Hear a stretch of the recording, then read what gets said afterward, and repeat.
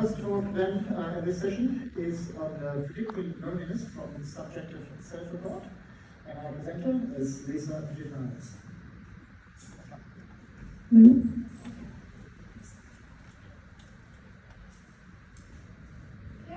Hello everybody.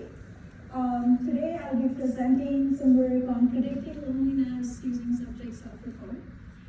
This is a joint effort by myself, Dr. Fallon Goodman, Dr. John Rottenberg, and my guru, Dr. Sean Kahneman.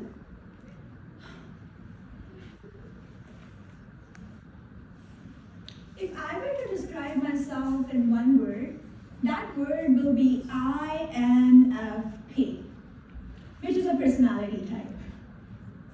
Introverted, intuitive, feelers, and perceptual individuals. Now, I mention this to draw special attention to the letter F, meaning I'm a feeler rather than an thinker. I feel before I think. Now, I mention this to draw two specific points.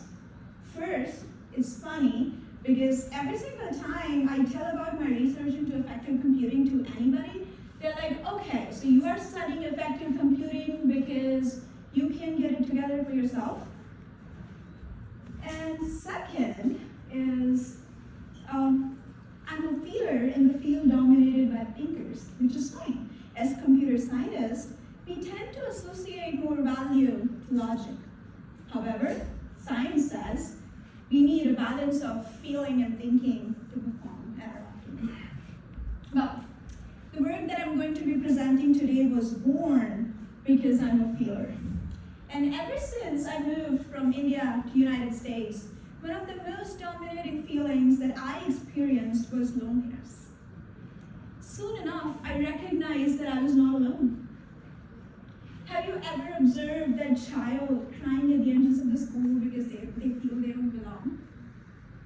Do they feel lonely at school? After a long, tiring day, I wish I had somebody to talk to. Do they feel lonely? Have you ever observed a young adult saying something similar? I wish I had somebody to take care of me. Have you ever observed an elderly saying something similar? Can you relate to any of these pictures? So we did some digging. 3 out of 5 Americans are lonely. But what's more alarming is the overarching effects of loneliness on health. Heart problems, depression, anxiety, decreased memory, and whatnot. Well, now it's prudent to first understand why is this work important. This is the first work to use subject self-report along with positive and negative affect, along with depression and anxiety scores, and it covers a wide age range from 18 to 73 years old to predict loneliness. What are our main contributions? Well, we found out that while predicting loneliness, number of days or the temporal effect makes a huge impact in the performance of the overall predictions. And the most important, personalization. This is the heart of today's talk. In Dr. Alphine's word, this is the Holy Grail. So you hear this a lot in today's talk, and I'm going to be focusing more in the next slides. Now, as a wise scientist, we should first look at what the data looks like. So the data set we utilized had 269 participants between the ages of 18 to 70 years old. They all were screened for elevated levels of depression and anxiety. The whole data was divided into 2 parts. Daily variables, for which all the participants participated in the survey for 14 days, and trait variables, for which the participants took the survey only once. For the scope of this paper, we'll be only focusing on the daily variables. And here's the distribution of the ages. As you can see, majority of our participants were between the ages of 18 to 23. Now, what our research questions. The first question that we explored is, can we predict loneliness? Is it possible to predict loneliness from subject self-reports over multiple days? Is there an impact from number of days used for predictions and the performance of overall predictions? And do we need personalization to accurately predict loneliness or to predict loneliness? Now let's understand our experimental design. Let's start by peeling the input and output variables that we utilized.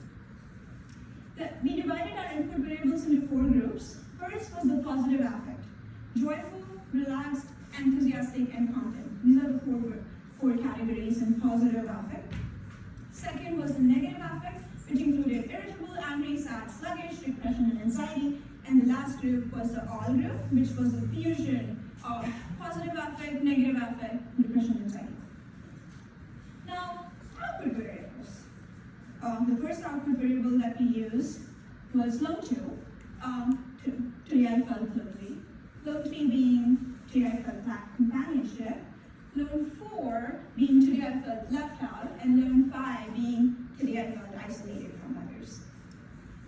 Both the input and output variables were rated on a 5-point Likert scale, 1 being not at all and 5 being extremely. We used 4 main classifiers: random forest classifier, support vector machines, k-nearest neighbors, and logistic regression. So there were 64 total models. Now pay attention. 64 total models for each experiment type.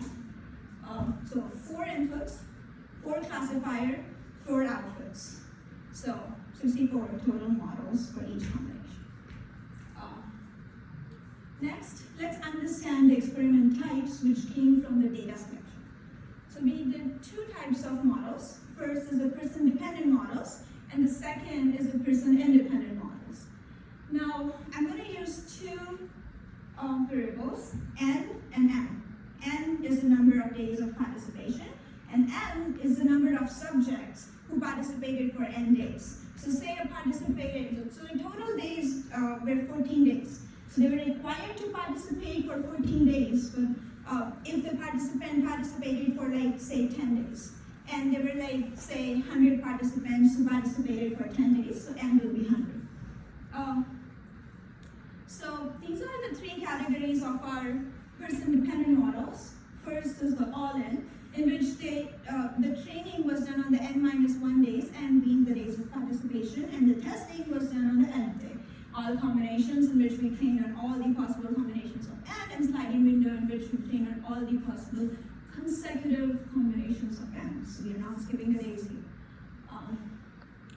Person-independent, we did the leave one subject out, in which we trained, it is very similar to the all-in, but instead of training on one subject and doing one model for each subject, we are training on N-1 subject for N-1 days and testing for the Nth day for the Nth subject.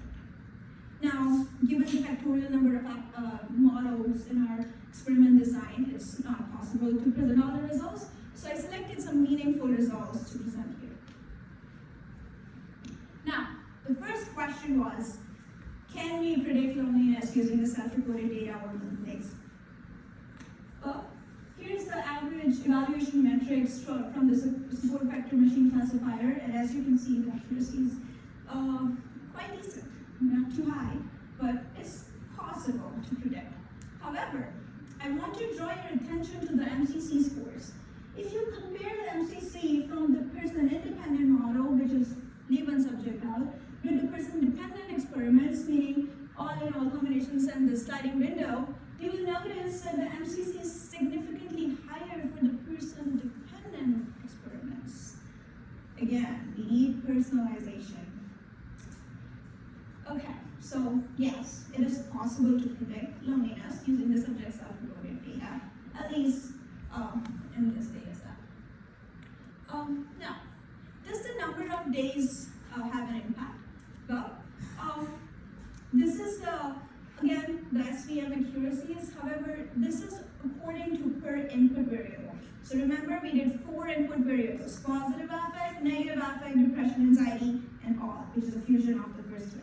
So, if you observe these graphs closely, The blue line is quite prominent, which represents the depression and anxiety scores, meaning it is quite unstable, and this is consistent with the mood brightening effect, right? So the participants were screened for the depression and anxiety, for the elevated levels of depression and anxiety scores. So the blue line being very fluctuating was very consistent with the mood brightening.